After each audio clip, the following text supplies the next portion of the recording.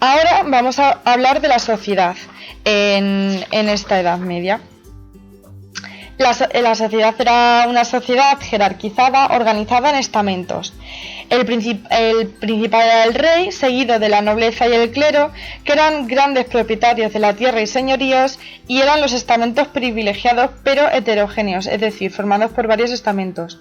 La nobleza estaba formada por la alta nobleza, los hidalgos y los caballeros villanos, y el clero por el alto y bajo clero.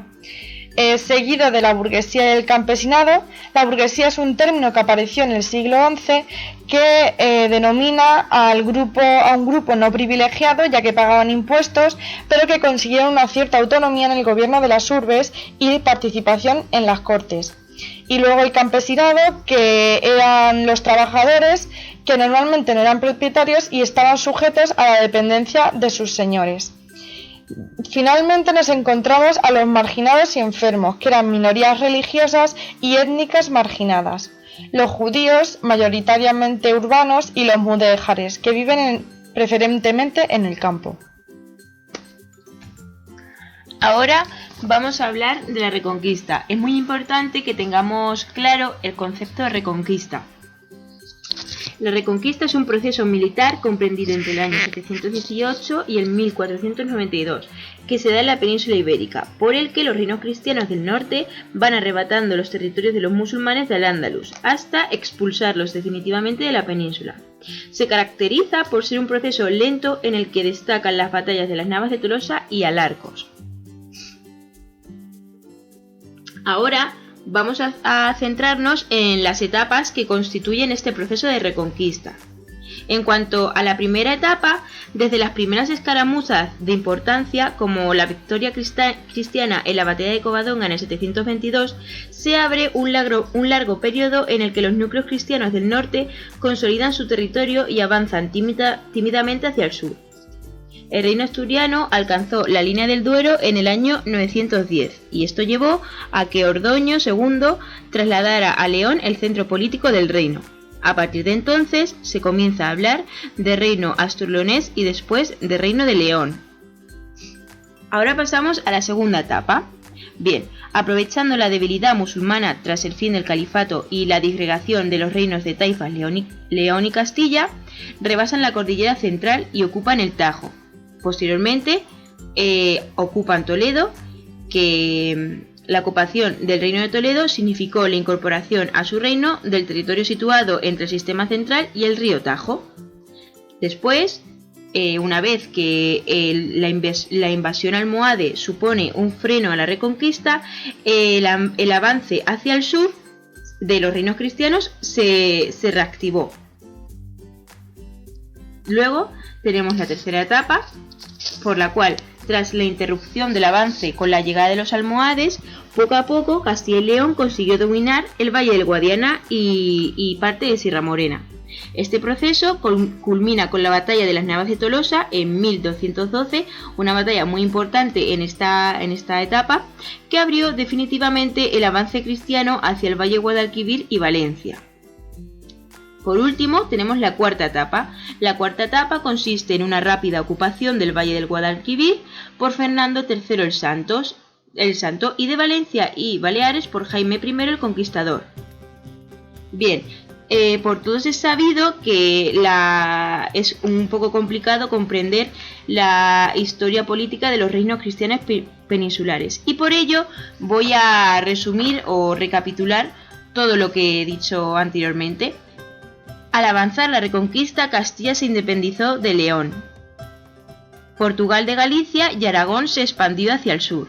Posteriormente, Castilla absorbería Asturias, a León, a Galicia y a parte del reino de Navarra. Aragón absorbió al condado de Barcelona y al reino de Valencia.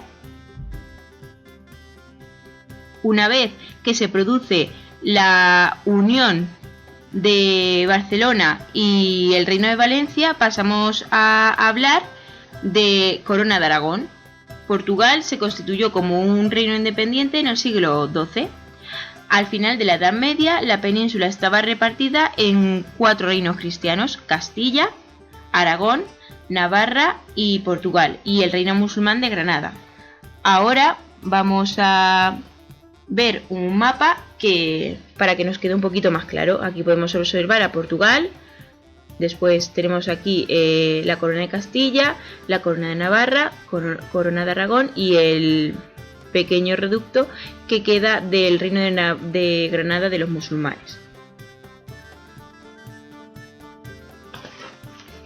Continuamos con la repoblación.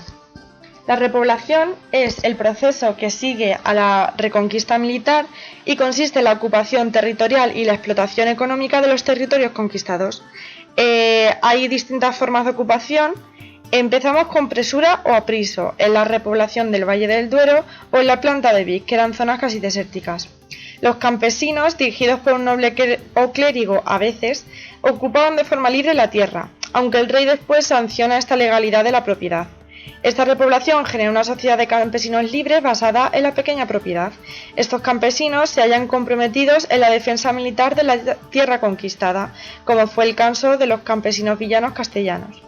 Seguimos con la repoblación concejil, en los valles del Ebro y el Tajo. La repoblación se basa en la creación de concejos y ciudades con su alfoz, a las que se le dota de fueros o cartas pueblas, que eran una serie de privilegios que se pueden otorgar a un territorio o a una persona. Estos fueros otorgan libertades y privilegios a sus habitantes, para atraer a la población a una zona peligrosa de la frontera. La caballería villana queda encargada de la defensa y se configura como el grupo social hegemónico en los nuevos núcleos de población. Esta repoblación fue dirigida por el rey y configura una sociedad basada en la mediana propiedad. En las zonas como Toledo o Zaragoza, la población musulmana fue expulsada al campo o a las zonas de los arrabales de las urbes. Continuamos con la repoblación de los valles altos del Júcar-Turia y el Guadiana. La repoblación se basó en el repartimiento de las grandes órdenes militares, que son órdenes de carácter militar religioso, formadas por caballeros que defendían la fe y la propagaban. Las principales son la de Santiago, Calatrava, Alcántara y Montesa. Esta repoblación creó una zona caracterizada por los grandes latifundios ganaderos, rodeados de fortalezas para la defensa del territorio de frontera. Continuamos con la repoblación de Extremadura, Valle del Guadalquivir y fachada levantina. Los reyes otorgan grandes territorios a los nobles y soldados porque participan en la conquista militar. Les otorgan donadíos, que son grandes latifundios en manos de la gran nobleza, y heredamientos, propiedades más pequeñas. El nuevo tipo de estructura agraria se basa en la gran propiedad y las ciudades se organizan en concejos. La mayor parte de los musulmanes tienden a huir al reino de Granada, pero aunque en los regadíos levantinos muchos permanecen trabajando para la nobleza cristiana. En Baleares hubo repartimientos entre la nobleza, siendo la población musulmana diezmada o expulsada. Pese a estos diferentes modelos de repoblación, el modelo de sociedad feudal se consolida a lo largo de toda la península con sus instituciones típicas como el vasallaje, el señorío territorial y la señoría jurisdiccional. Bien, pues ahora vamos a hacer un breve resumen de lo que es la política, puesto que cuando hemos hablado de la corona tanto de Castilla como de Aragón hemos hablado un poco de su política. Bien, los reinos cristianos desarrollaban sus propias instituciones políticas y administrativas, que entre ellas podemos destacar las siguientes. La monarquía, la cual tenía un carácter feudal, ya que los nobles eran los vasallos del rey. Luego tenemos las Cortes, que era un órgano consultivo del rey formado por representantes de la nobleza, del clero y la burguesía que él mismo elegía. Y por último la administración, de la que podemos destacar la creación de la hacienda, la cual se encargaba de recaudar impuestos, y la administración de justicia, que ayudaba en las acciones de judicia.